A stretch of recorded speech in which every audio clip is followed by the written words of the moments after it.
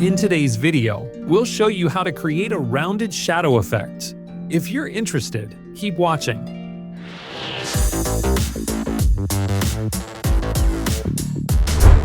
First, open VPE and click Create Now to start a new project. Select any media file and click Add to enter the editing interface.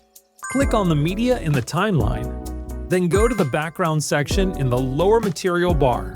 In Style, choose a suitable image. Return to the main interface and find Mask.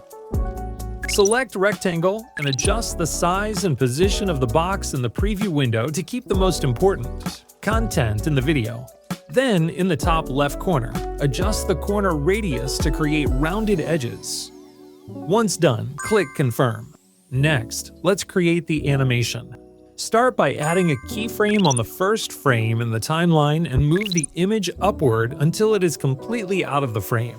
Then, drag the playhead to a suitable position and add a second keyframe, moving the image back to its original position. Now, find Copy to duplicate the media file. Select the new layer and choose Move to PIP, then drag it to the lower track.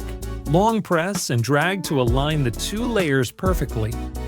Select the top layer, find Replace, and choose a black image from the media library, then click Add.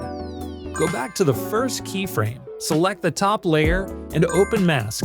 Click to edit, then move both X and Y values to the right. Adjust the feathering value to around 200.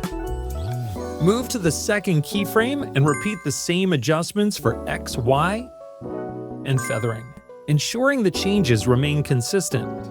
And that's it. Your rounded shadow effect is now complete.